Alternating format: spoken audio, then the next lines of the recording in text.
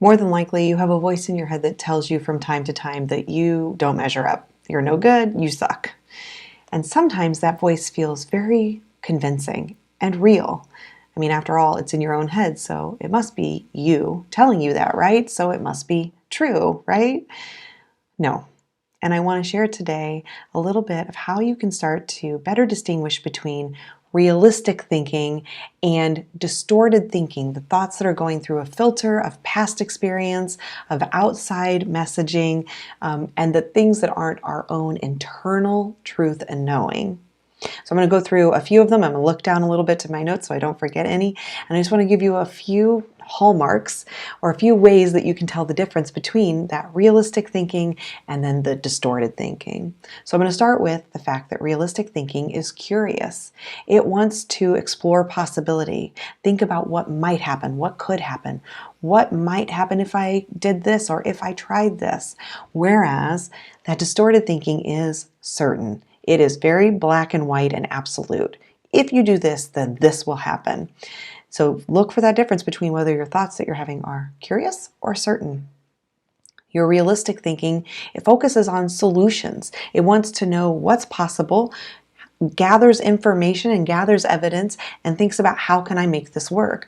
Whereas that distorted thinking is caught up in the problems. It is focusing on what is lacking. It doesn't have any interest in examining or thinking about facts, doesn't think about evidence or the potential. It is only looking at the problem. Your realistic thinking is kind, and this is a big one to watch out for. Realistic thinking isn't telling you you're bad. It is calm. It's a calm tone of voice. It's thinking about how to improve. How can you improve from a place of self-care and self-love versus the voice that distorted, filtered thinking is critical. That is a voice that is anxious and fearful, and it focuses on all the things that are wrong with you or everything else. It's very judgmental. So kind versus critical.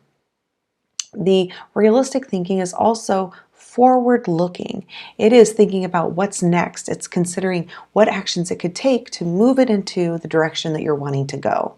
It's looking ahead.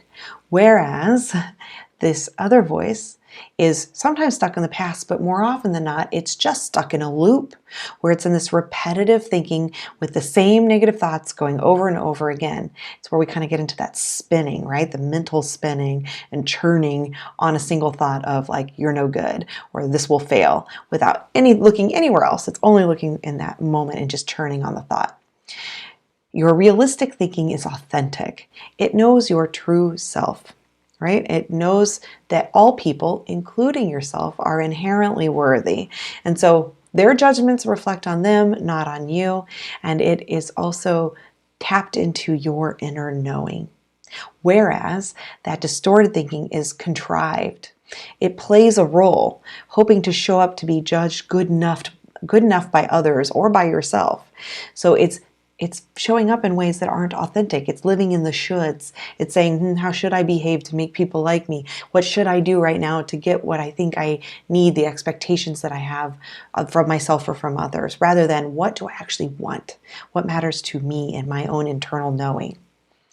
The realistic voice is also abundant. It knows that there is enough for everyone, that the possibilities are endless, the potential is endless for you and for everyone else. There's enough out there to go around. Whereas that distorted, unrealistic thinking is scarce. It's caught up in scarcity thinking. It believes there is a finite amount of whatever it is, success, money, fame, and that I need to protect my little piece of the pie at all costs because there's not enough to go around. There's not enough for everybody. So I got to take care of mine no matter what.